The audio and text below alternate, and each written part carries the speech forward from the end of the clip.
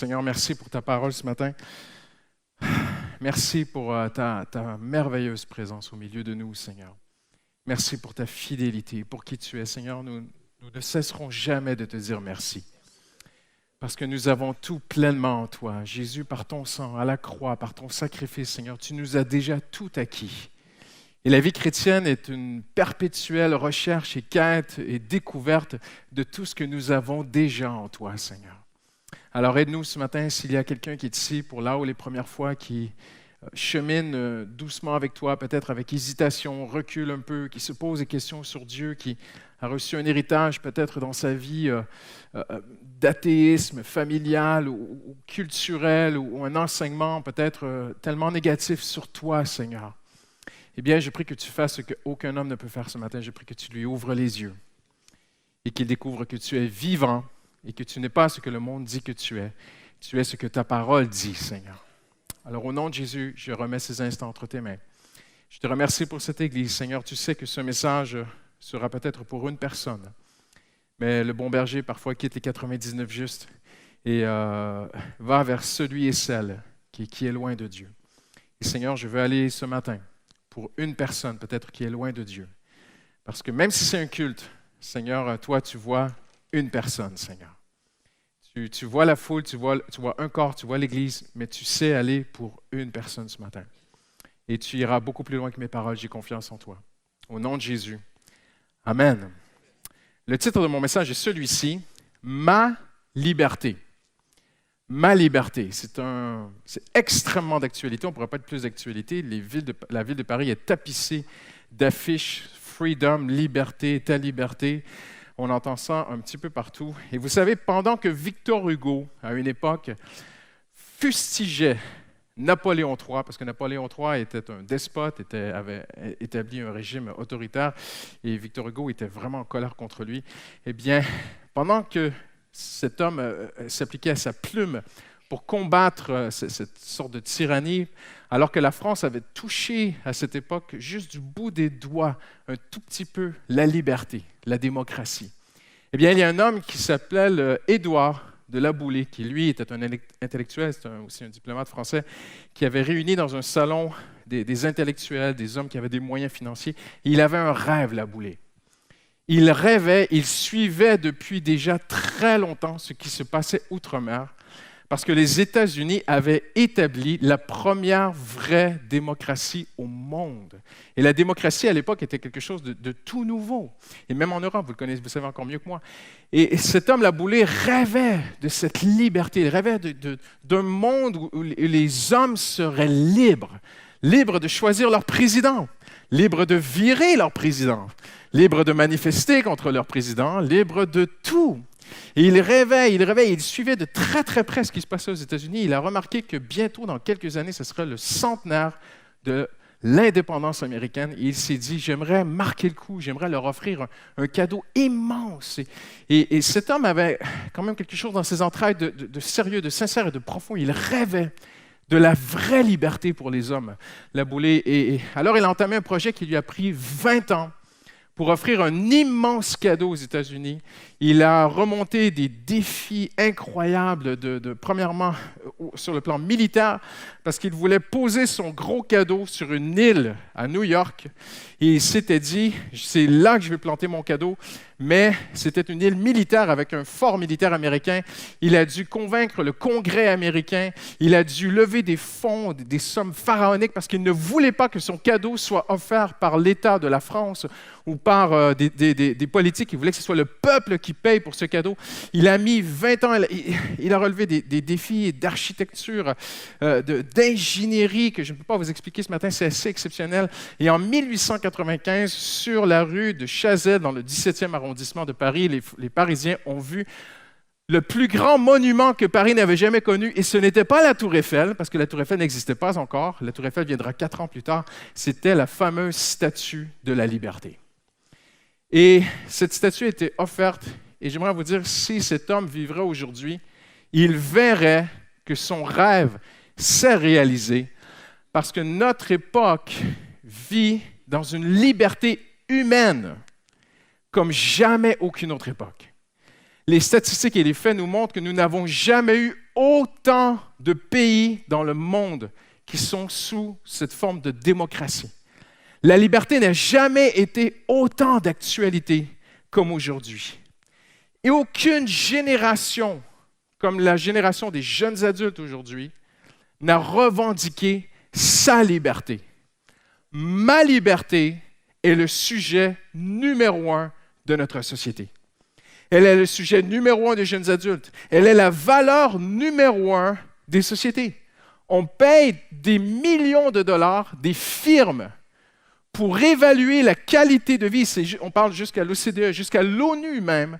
On paye des gens pour évaluer, calculer la qualité de vie des nations et classer les nations.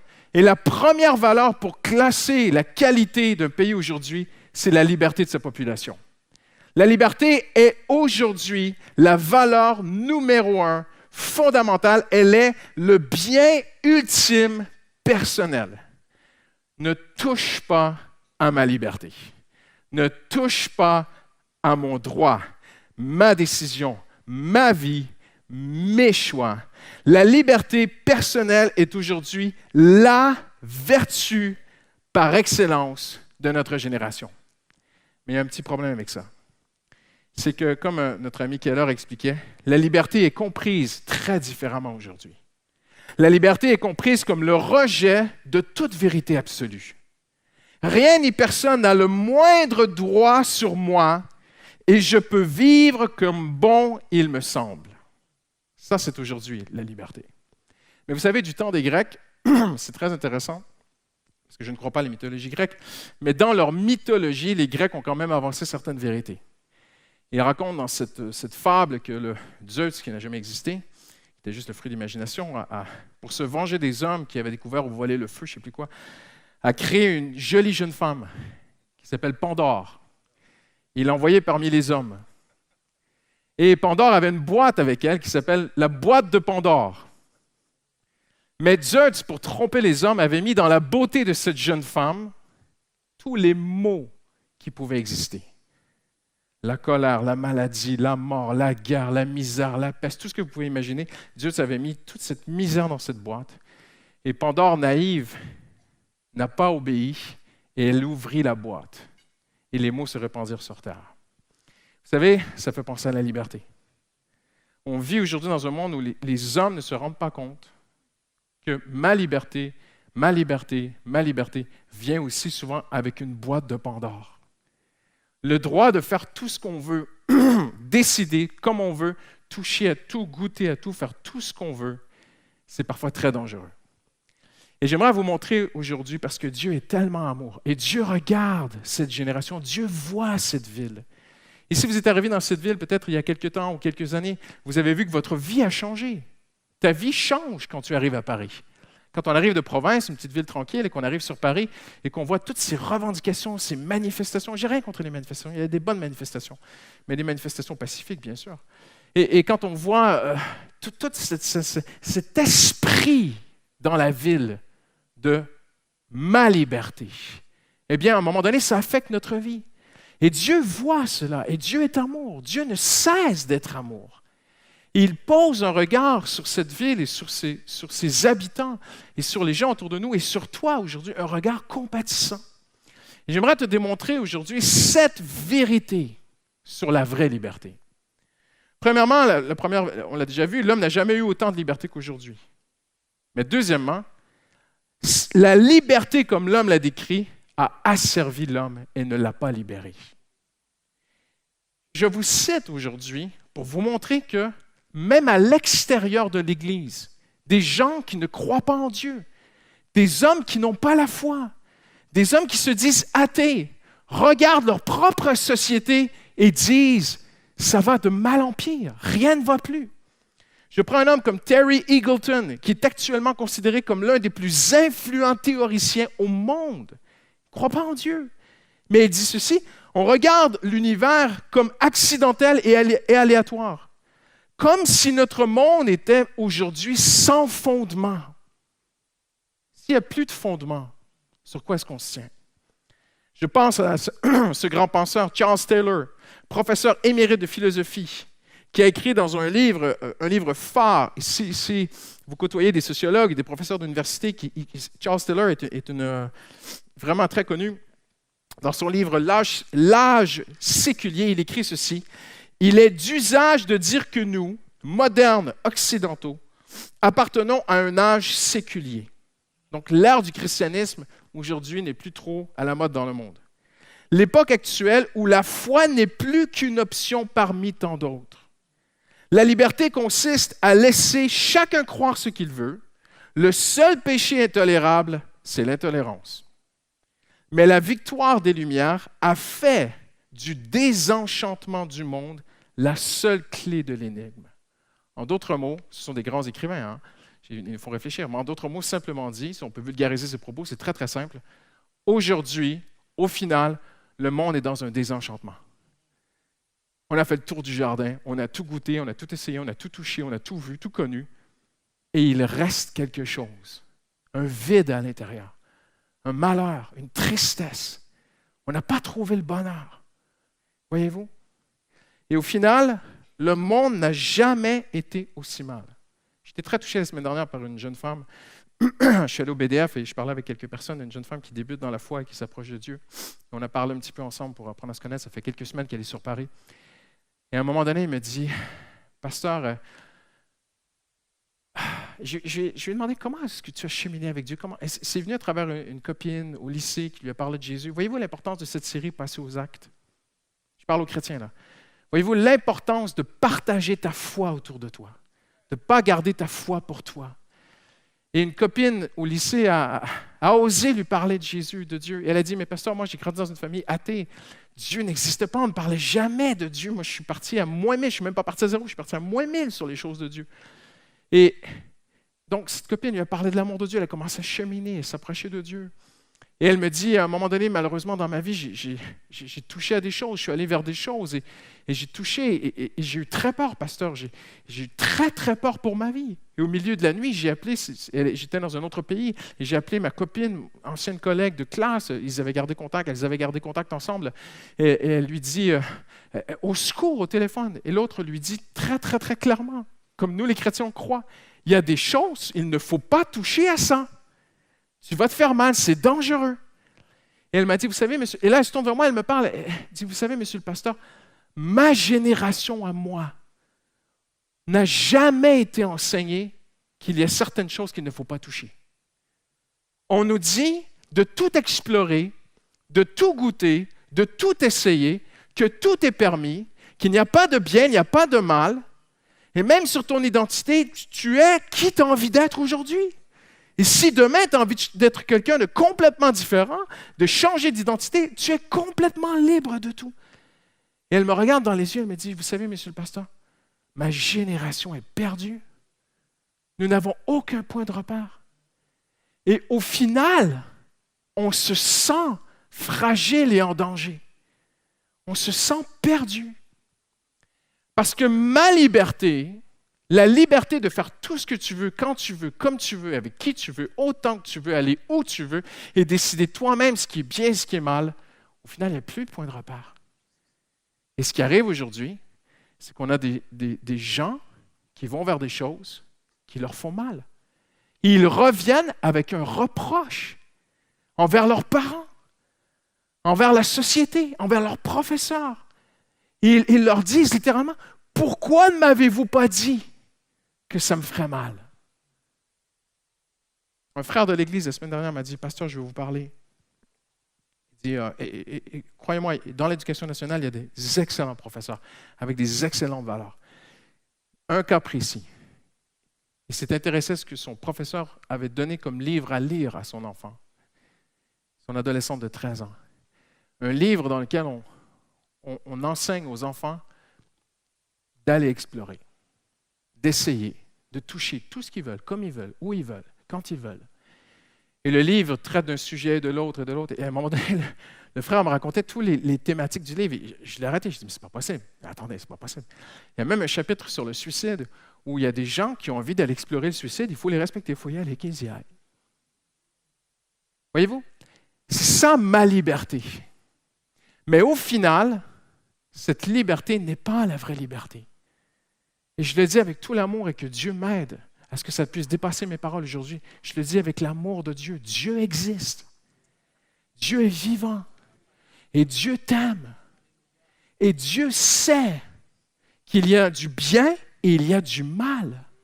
Il y a des endroits où il ne faut pas aller, il y a des gens qu'il ne faut pas fréquenter, il y a des choses qu'il ne faut pas faire, il y a des choses qu'il ne faut pas regarder, qu'il ne faut pas écouter. À la télévision, merci pour ce amen, je l'attendais. À la radio, il y a des musiques qu'il ne faut pas écouter, il y a des choses qu'il ne faut pas toucher. C'est dangereux pour ton âme. Ça laisse des marques. Voyez-vous? Et cette liberté, au final, elle a asservi l'homme. J'aimerais maintenant vous parler de la Bible, le plus vieux livre du monde. Et même si certains le doutent, parce que certains même le doutent dans les plus hautes, je le sais parce que quelqu'un me l'a dit, dans les plus hautes études de cette ville de Paris, un étudiant m'a dit « Mon prof doute que la Bible est le livre le plus répandu au monde. » Eh bien, toutes statistiques confrontées, la Bible est encore aujourd'hui le livre le plus imprimé et le plus répandu sur la planète. Pourquoi? Parce que la Bible n'est pas un livre. Allô? La Bible, c'est Dieu qui t'aime. Et c'est Dieu qui a donné cette parole pour que tu puisses la scruter, que tu puisses la lire, que tu puisses l'étudier, te poser des questions, te confronter. Je pense qu'il n'y a pas de livre qui a été le plus attaqué, brûlé, détruit, moqué que ce livre. Mais s'il a survécu, et s'il est si victorieux, c'est peut-être parce que ce n'est pas qu'un livre. C'est peut-être le cœur de Dieu qui se révèle pour t'aider. Regarde ce que la parole de Dieu dit maintenant. Quand il n'y a pas de révélation, le peuple est sans frein. Heureux s'il observe la loi. Mais on n'aime pas la loi. Qu'est-ce que les Français ont dit en mai 68? Sans foi, ni loi. Oh là là, ils se sont fait mal. C'est les deux choses qu'on a besoin. On a besoin de la foi et on a besoin des lois. Je vais me permettre. Malgré toutes les lois qu'il y a dans cette ville, regardez comment les Parisiens les enfreignent. Regardez comment les services de sécurité, les policiers sont dépassés alors qu'il y a des lois. Imaginez Paris sans loi. Moi, je ne suis plus là. Hein? Comprenez-vous? La Bible dit que quand il n'y a pas de révélation, le peuple est sans frein. Heureux celui qui observe la loi. Voyez-vous, la loi, la première chose que la loi te dit, ceci est bien, ceci est mal. Voyez-vous? Tu ne tueras point. C'est mal tuer. C'est mal se tuer. Voyez-vous, on ne peut pas être, même si c'est à la mode, et on ne changera pas le monde. Je ne crois pas qu'on va changer le monde parce que la Bible annonce bien, et Pasteur Pierre l'a si bien décrit dans sa série sur l'Apocalypse, la Bible annonce que le monde ira de mal en pire. Mais dans Ésaïe 60, je crois, Dieu dit, autour de toi, ce sera de plus en plus ténébreux. Autour de toi, ce sera de plus en plus difficile. Mais sur toi, l'Éternel brille. Le monde ira de mal en pire. Mais toi, tu peux aller de mieux en mieux. Comment? Avec la parole. En aimant, en regardant, en t'intéressant à Dieu, tu vois. Donc, quand il n'y a pas de révélation, le peuple est sans frein, heureux celui qui observe la loi. Oui, pasteur, mais ça, c'est l'Ancien Testament. Dans le Nouveau Testament, on est dans la grâce, pasteur. Et moi, j'aime bien les églises qui prêchent la grâce, la grâce, la grâce, la grâce. Et puis, que voilà. Et voyez-vous, parfois, si on prêche, parce que déjà, parfois, certains comprennent très, très mal qu'est-ce que la grâce. La grâce signifie le secours de Dieu. La grâce, c'est l'aide de Dieu pour accomplir la loi. Allô? Et il y a des gens qui cherchent une église permissive. Voyez-vous, Dieu n'a jamais réduit ses standards, mais il nous donne la force de répondre à ses attentes. Et Paul dira ceci, parce que vous me dites peut-être, oui, mais ça c'est l'Ancien Testament, heureux celui qui observe la loi. Aujourd'hui, c'est vraiment juste l'amour, s'aimer, s'aimer. Attendez. Paul dit, tout m'est permis, mais tout ne m'est pas utile. Tout m'est permis, mais je ne me laisserai asservir par rien. En d'autres mots, notre monde où tout est permis, je le dis avec amour, mais est rempli de pièges. Croyez-vous que je serais un bon père si je disais à mes filles, allez, faites tout ce que vous voulez, allez où vous voulez, touchez à n'importe quoi, faites n'importe quoi. Je suis un bon père, je vous aime, je vous permets tout. Je vais les tuer, mes enfants. Quelle mère dira à sa petite de 5 ans, tu peux aller n'importe où dans la maison, ouvrir n'importe quel tiroir, prendre n'importe quelle bouteille et la boire. Mais vous allez appeler, comment ça s'appelle, la DAS, je ne sais plus quoi. Hein? Vous allez appeler la protection des enfants. Vous allez dire, c'est pas possible. Ma voisine est une mauvaise mère. Elle permet à sa petite de boire du poison. Elle lui permet d'ouvrir des tiroirs, de jouer avec des couteaux tranchants. Voyez-vous? Donc, tout n'est pas bien dans une maison. Tout n'est pas bien dans une nation. Un pays, c'est un peu comme une grande maison. Une ville, c'est un peu comme une grande maison. Tout n'est pas bien dans cette ville. Et tout n'est pas bien sur les écrans qu'on voit autour de nous. Maintenant, Paul le dit expressément, attention, tout est permis. Même Dieu laisse à toi et à moi, il nous laisse la liberté. La liberté même d'aller se faire mal. Dieu la laisse la liberté. Mais Paul le dit très clairement. Tout m'est permis, mais tout n'est pas utile. Donc, il y a des choses qui ne seront pas empoisonnées dans la vie chrétienne, mais qui vont simplement te ralentir. Comprenez-vous ce que je veux dire? Il y a des choses qui te font chuter direct, il y a des péchés. Mais il y a des choses qui ne sont pas des péchés, mais qui vont sur le temps te ralentir dans ta vie chrétienne. Et Paul dit, tout m'est permis, mais tout n'est pas nécessairement utile quand on veut vivre pour la gloire de Dieu. Et après, mais il va encore plus loin. Tout m'est permis, mais attention, il y a des choses qui sont des pièges, qui vont refermer des pièges sur moi, qui vont me mettre des fers aux pieds, qui vont m'enchaîner, qui vont amener des liens dans ma vie. Et Paul dira expressément, tout m'est permis, mais je ne me laisserai asservir. Donc, esclavage, par rien. Danger. Et ça, la liberté que Dieu t'a donnée, c'est de veiller toi-même sur ton âme et de dire, attention, donc si je veux vraiment veiller sur mon âme, je ne peux pas moi-même savoir ce qui est bien ou ce qui est mal. Et attention, je ne peux pas compter sur mon voisin pour me dire ce qui est bien ou ce qui est mal. Et je ne peux pas compter non plus sur les grands penseurs de ma génération pour me dire ce qui est bien et ce qui est mal. Vous savez pourquoi? Parce que selon les générations, ils changent. Vous allez en Belgique, il y a des choses qui sont mal, et en France, c'est bien. Vous allez en Iran, il y a des choses qui sont terribles pour les Iraniens, et pour nous, il n'y a pas de problème. Il y a des choses qui sont terribles pour nous, les Iraniens, il n'y a pas de problème. Ça change déjà de pays en pays, d'homme en homme.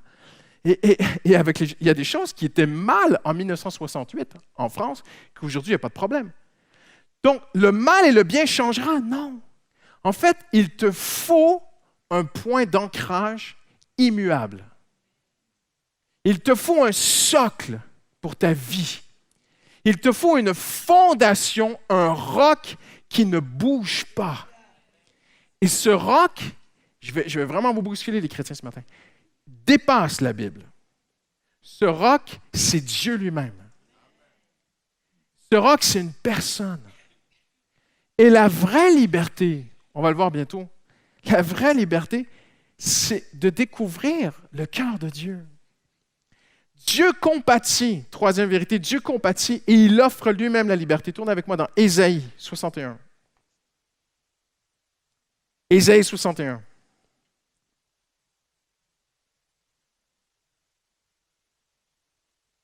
Verset 1er.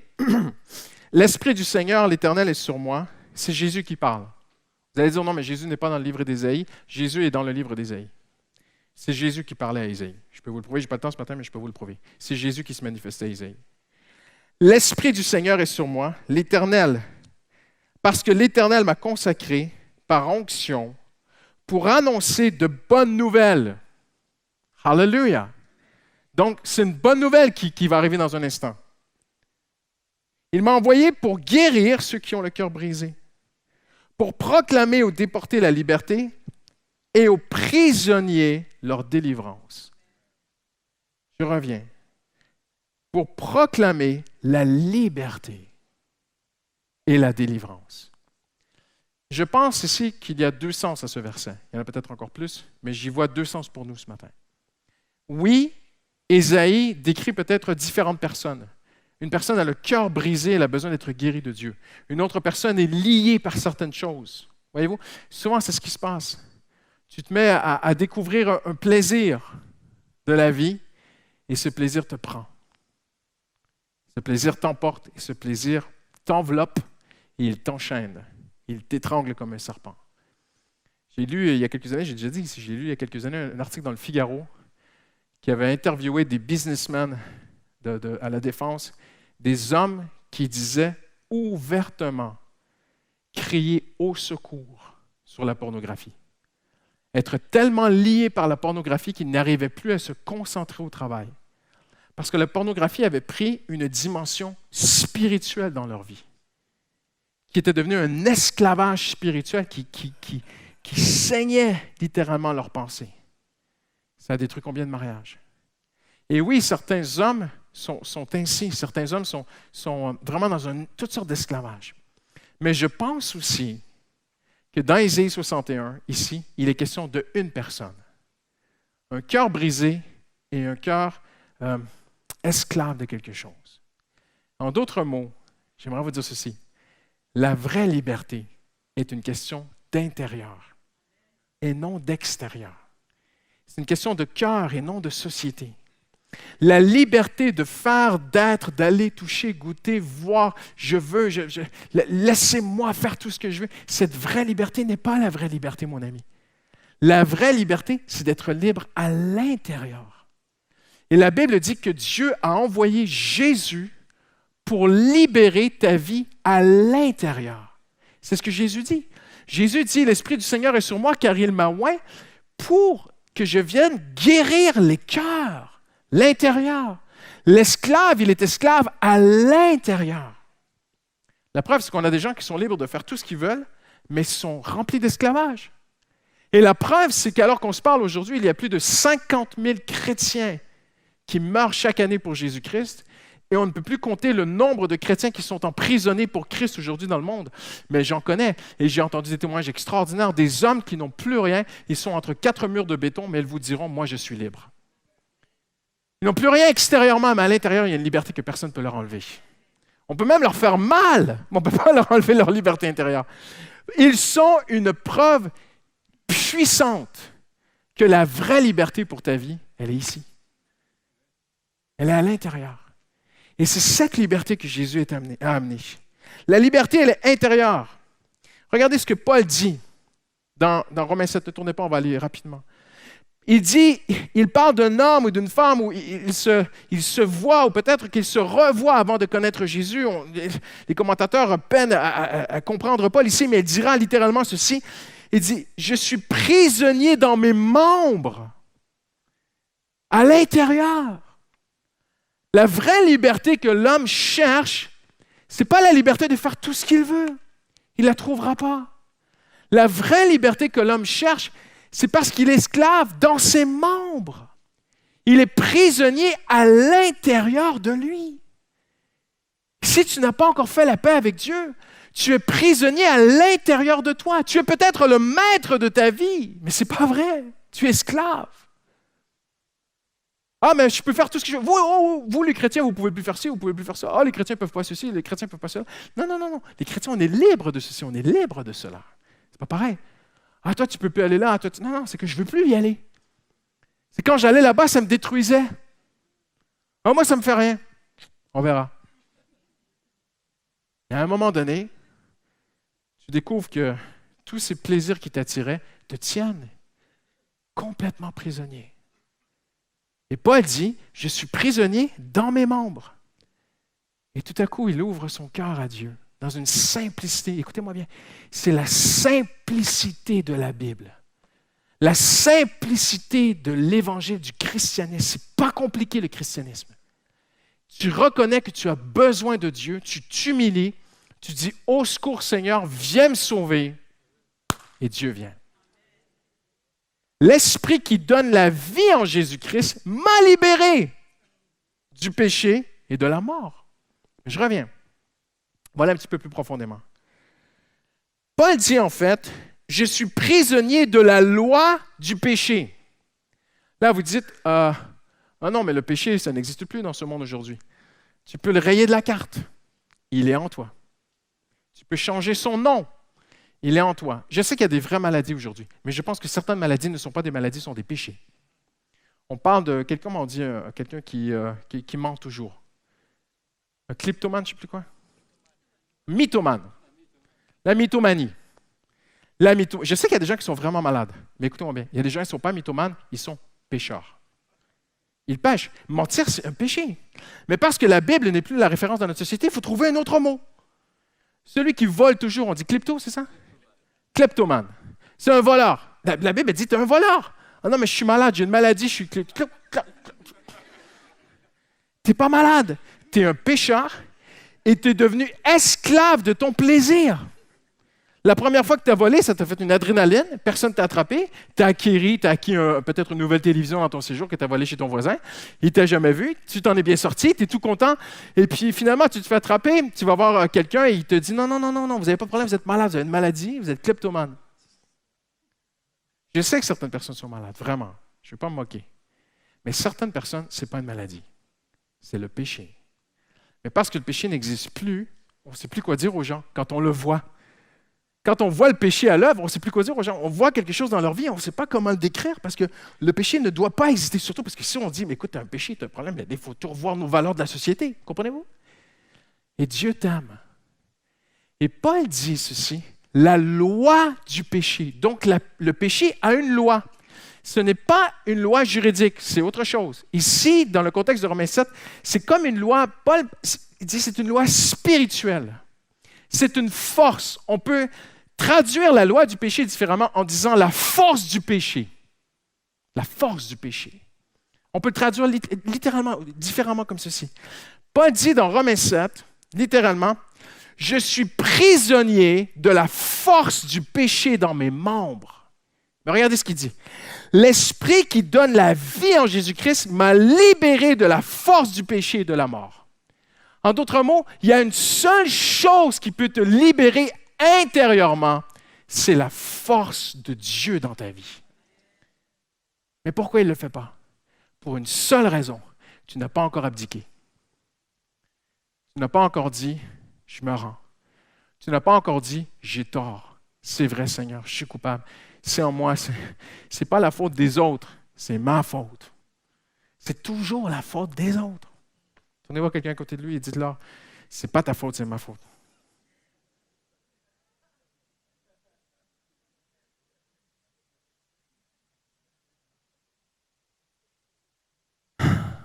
Vous êtes dans une église. On va parler de Dieu. Parce que parfois, il y a des gens qui viennent à l'église, ils ne sont pas chrétiens, ils n'aiment pas ce que le pasteur dit. Mais il ne faut pas se surprendre, on est à l'église. Donc à l'église, on parle de Dieu. Un jour, on rendra compte à Dieu. Un jour, toi et moi, il n'y aura plus d'église.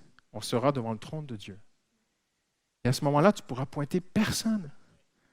Tu ne pourras pas dire c'est de sa faute. C'est à toi et Dieu. Et Dieu et toi. La Bible dit que la simple lumière de la présence de Dieu qui brillera sur ta vie t'enlèvera toute défense, toute excuse, tout mot. Il n'y a plus rien qui tiendra. Mais j'aimerais te dire ceci.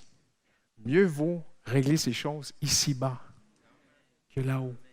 Là-haut, c'est fini. Mais ici, c'est le temps. Et la seule chose que Dieu demande, c'est que tu t'humilies. Moi, j'aime beaucoup les prophètes. C'est une passion personnelle. J'étudie les prophètes depuis, ma femme le sait, à peu près 20 ans. Quand tu regardes les prophètes, ça revient toujours à la même chose.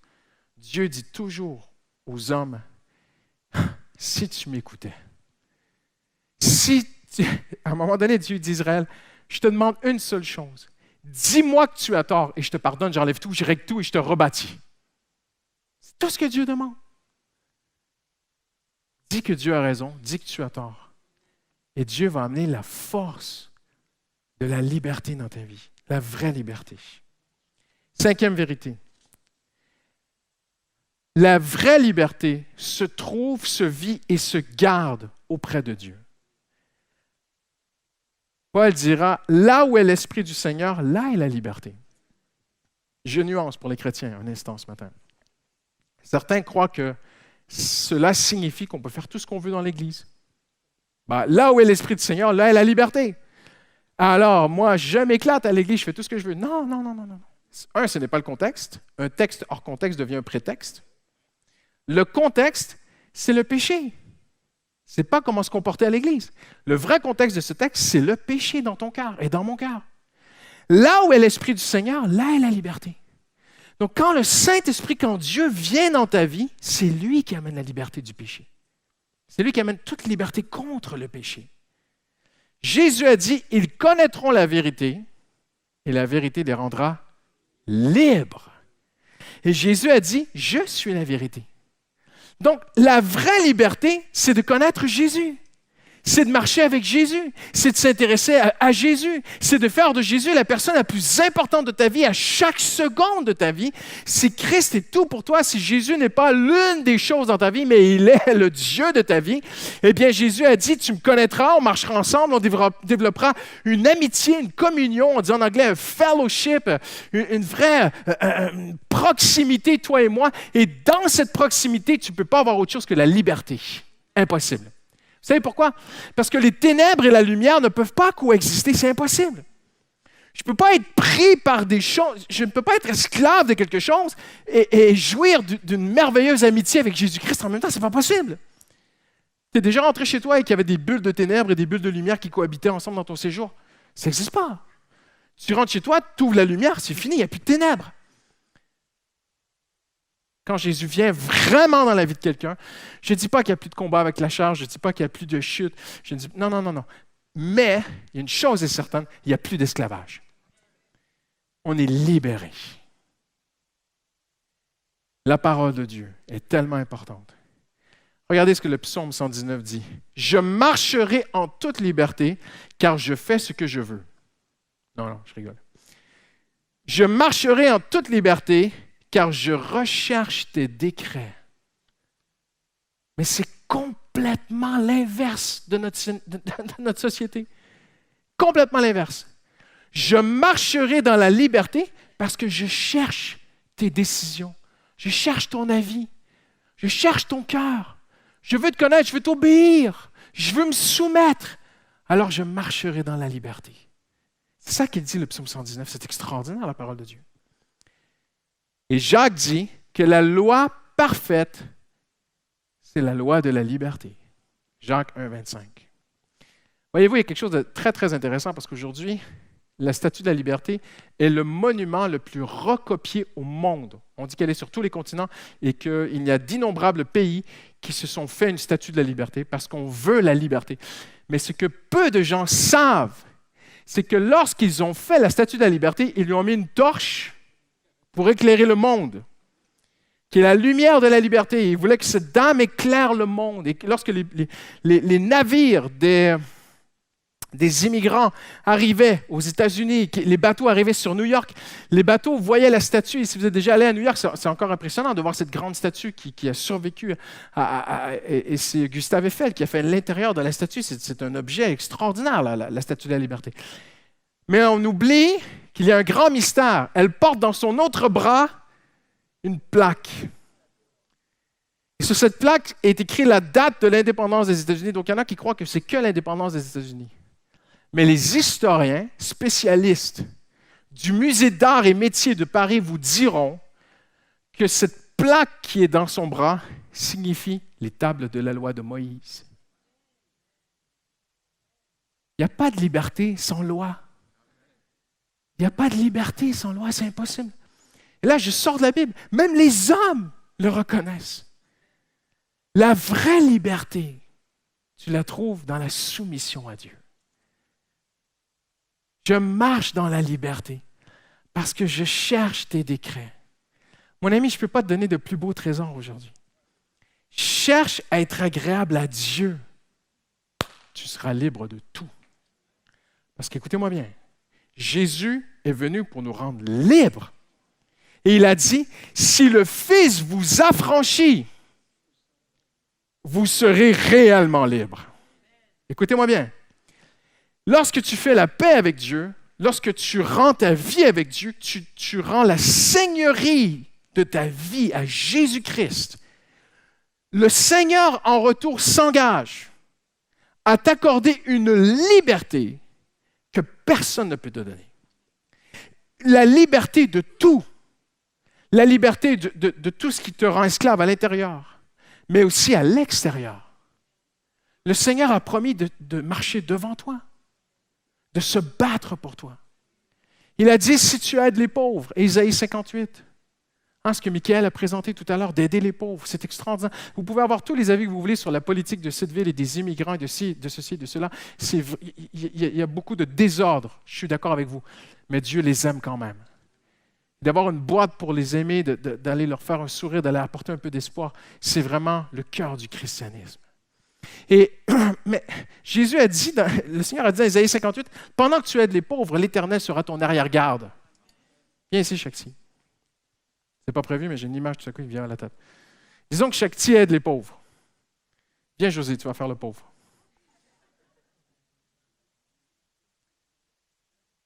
Et là, on a un pauvre José qui se fait aider par un gentil chrétien. Tu lui fais une bonne poignée de main. Bougez plus. Et Dieu dit, pendant que toi tu aides ton prochain, Dieu dit, l'Éternel sera ton arrière-garde. Ésaïe 58. Tu veux faire des problèmes à Shakti? Wow, viens ici, toi. Non, toi, tu ne le touches pas. Ah, une mauvaise nouvelle. Ah, Shakti, attends, tu n'as pas bien payé tes impôts. Tu leur dois 3 000 € cette année. Continue à aider les pauvres. Je m'en occupe. Merci, les gars. Combien vous l'avez vu dans votre vie? Amen. Ça marche, l'Évangile. Libre de tout. Libre de tout souci. Paul dit, ne vous inquiétez donc de rien. C'est ça la vraie liberté. Mais elle se trouve dans cette soumission à Jésus-Christ. Il n'y a pas d'autre choix. C'est pour la liberté que Christ nous a affranchis. Tenez donc ferme à cette liberté. Cette vraie liberté, je termine, la liberté, c'est d'être en communion avec Dieu. 7e liberté en terminant, les musiciens peuvent s'approcher. La vraie liberté, c'est dans cette compréhension que nous ne pourrons jamais être maîtres de quoi que ce soit. Suivez-moi bien en terminant. Jésus a dit, nul ne peut servir deux maîtres. Il n'a pas émis l'option d'être le maître de quoi que ce soit. Jésus n'a jamais lancé l'idée que je pourrais être maître. Mais il a dit que ma seule liberté, c'est de choisir mon maître. Et l'homme veut être maître, mais il ne maîtrise rien. L'homme veut sa liberté être le maître, mais ça ne marche pas, il devient esclave. Pourquoi? Parce que Jésus a dit, nul ne peut servir deux maîtres. Tu ne peux pas avoir deux maîtres. Il faut que tu choisisses. Tu ne peux pas dire, oui Seigneur, tu es le maître de ma vie et cet homme aussi est le maître de ma vie. Je sais qu'il est loin de Dieu, je sais qu'il ne marche pas dans tes voies, je sais que je fréquente un homme qui m'éloigne de Dieu, mais j'ai Jésus et cet homme dans ma vie, Jésus débarque direct. Direct, il a déjà débarqué. Parce qu'il a dit, nul ne peut servir deux maîtres. Ah, Jésus, le maître de ma vie, mais vraiment l'argent, c'est important pour moi. Je vais même aller dans une église où on me dit que je peux être riche. Hein? Il y en a sur Paris, attention. Et Jésus a dit, nul ne peut servir deux maîtres. C'est un ou l'autre. Et les églises qui t'offrent Jésus et la richesse, ce n'est pas des vraies églises. C'est des fausses églises. C'est très, très, très dangereux. Un chrétien me disait cette semaine qu'il parlait avec des chrétiens, des gens qui vont dans une église comme ça. Il me disait, pasteur, j'étais troublé parce que la dame était devant moi et elle était mordicus, très convaincue que oui, par Jésus-Christ, on est appelé à être riche. Et je peux vous montrer plusieurs versets qui disent l'inverse. Voyez-vous? Ah bon? Mais oui. Paul dit que personne ne cherche à améliorer sa situation. Paul dit à Timothée, dans 1 Timothée, il dit, il faut apprendre à se contenter. Ah bon? Je ne me contenterai jamais de Jésus-Christ. Mais des choses matérielles, oui. Et Paul dit, malheureusement, certains chrétiens ont été perdus parce qu'ils aimaient l'argent. Jésus a dit, nul ne peut servir deux maîtres. Et il en a nommé que deux, pas trois. Il a nommé Jésus ou l'argent. Mammon, le dieu de l'argent. Nul ne peut servir deux maîtres. Alors la liberté que nous avons, c'est de choisir. Et souvent, derrière l'argent, on pense que c'est nous. Non, je suis le maître de ma vie. Voilà, j'ai réussi mes études, j'ai terminé avec une mention, j'ai été embauché dans une grande société, j'ai un titre honorifique, pasteur, je suis quelqu'un d'important dans la vie. Un gros salaire, une grosse voiture, grosse prison. Prison en or. J'ai rien contre ces choses-là. Même on l'a déjà dit, il y a des gens qui sont appelés à aller dans toutes les sphères de la société. Dieu peut bénir quelqu'un plus que l'autre, c'est Dieu qui décide. L'important, ce n'est pas la quantité de biens matériels que tu as. L'important, c'est qui est le maître de ton cœur. Parce qu'on connaît tous des gens qui ont parfois beaucoup de moyens, mais leur cœur n'est pas là. Et on connaît des gens qui sont dans la misère financière, mais leur cœur est à l'argent. Là n'est pas la question. La question est qui est le maître de ton cœur? Jésus a dit, nul ne peut servir deux maîtres. Je ne suis maître de rien. Oui, mais pasteur, tu es le pasteur de l'Église. Je ne suis pas le pasteur de l'Église, c'est Jésus-Christ le pasteur de l'Église. C'est lui le maître. On n'est que des simples serviteurs. Oh, mais tu es père de famille. Ah, le vrai père de ma famille, c'est Jésus. Ah, mais tu es le chef. La Bible dit que le mari, c'est le chef de l'épouse. Ah, combien j'ai besoin de Jésus dans mon couple. Et combien Jésus a aidé ma femme à me pardonner parfois mes erreurs. Le chef, c'est Jésus. Mais on peut choisir son maître. Amen. C'est ce que Jésus a dit. Nul ne peut servir deux maîtres. Amen. J'étais très touché la semaine dernière par un homme qui disait, Pasteur Boulagnon était présent, qui a commencé à s'approcher de Dieu. Et il avait des problèmes d'alcool. Et il me disait, Pasteur, à un moment donné, Dieu m'a parlé. Puis il m'a dit, obéis-moi. Il était gravement alcoolique. Et on sait que les gens qui sont très alcooliques, parfois, peuvent tomber dans un coma éthylique, ça peut être très dangereux.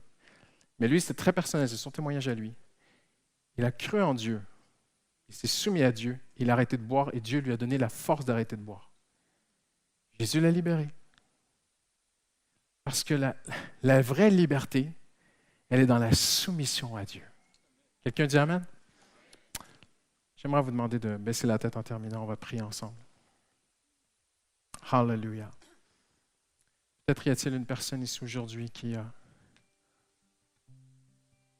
pour tes raisons à toi, ta vie à toi, le Seigneur te demande de renoncer à ta liberté et d'entrer dans sa liberté à lui. Et je ne vais pas être plus long aujourd'hui. Et vous m'excuserez si j'ai peut-être manqué de nuances. C'est impossible de prêcher parfaitement un si beau message. Mais j'ai la confiance que le Saint-Esprit aujourd'hui peut aller beaucoup plus loin et bien au-delà de ce que j'ai pu te partager. Mais si pour quelques raisons qui n'appartiennent qu'à toi aujourd'hui, tu aimerais soumettre ta vie à Dieu et dire, je ne veux plus être le maître de ma vie. Je veux que Jésus soit le maître de ma vie. Je veux tout lui donner, je veux tout lui abandonner, je veux tout lui rendre. J'aimerais prier pour toi aujourd'hui. J'aimerais juste que tu puisses lever la main sans hésiter, même si c'était pour une seule personne. Seigneur, tu vois ces mains qui se lèvent. Seigneur, je prie, je veux qu'on prie maintenant ensemble. Est-ce qu'on peut prier en répétant « Seigneur Jésus ». Et je demandais aussi à toute l'Église, par signe de solidarité et d'amour envers toi, l'Église au complet va prier avec toi en disant « Seigneur Jésus, je me rends à toi. Je me soumets à toi. Je te donne ma vie. Sois le maître de ma vie à chaque instant de ma vie. Je veux tout te donner. Au nom de Jésus. Amen. Alléluia. J'aimerais qu'on puisse faire quelque chose en terminant. Je sais que l'heure passe vite, mais on va se lever et la prochaine partie n'appartient qu'à toi et à Dieu. Mais est-ce qu'on peut se lever juste ensemble? S'il y a quoi que ce soit dans ta vie qui te tient esclave, ça peut être n'importe quoi. N'importe quoi. N'importe quoi. Si quelque chose est plus fort que toi, J'aimerais que tu puisses donner cette chose maintenant, Jésus. Ça peut être la cigarette, l'alcool, la pornographie, ça peut être une relation avec quelqu'un, ça peut être l'argent, ça peut être des peurs, ça peut être ton passé face à l'avenir. N'importe quoi qui est là. Et tu dis, cette chose est plus forte que moi. J'aimerais juste que tu puisses la donner à Jésus maintenant. Hallelujah. Là où tu es. Fermons nos yeux. Prenons un instant juste pour prier avant de te laisser. Dis simplement Dieu, Seigneur. Hallelujah. Sois mon arrière-garde, Seigneur. Sois mon arrière-garde, Seigneur. Dis-lui. Seigneur, libère-moi. Demande-lui, Seigneur, libère-moi. Tu es venu pour guérir les cœurs brisés. Tu es venu pour annoncer la liberté à ceux qui sont prisonniers. Seigneur, libère-moi de mes peurs, Seigneur. Libère-moi de cette personne peut-être dans ta vie, Seigneur.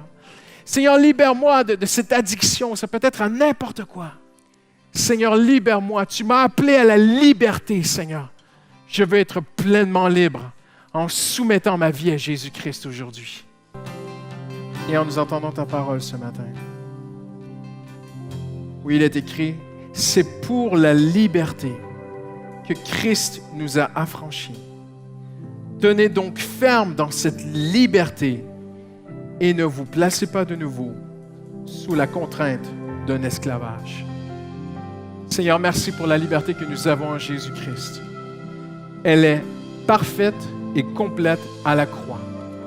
Le sang de Jésus a tout accompli pour que tes enfants marchent dans la liberté. Et nous ne voulons pas croire aucun mensonge en tant que chrétiens. Que oui, Jésus nous a libérés à la croix, mais il faut aussi ceci, il faut aussi cela, il faut aussi tellement d'autres choses. Non, non, non, non.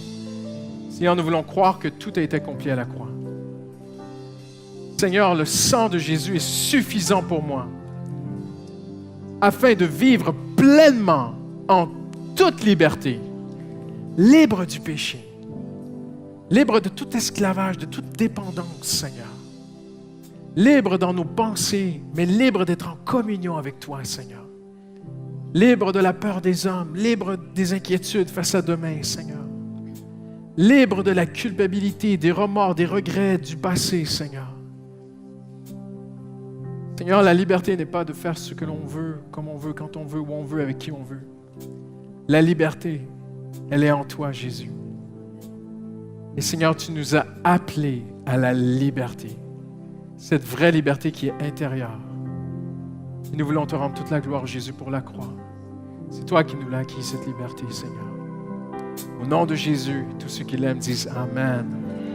Amen. Hallelujah.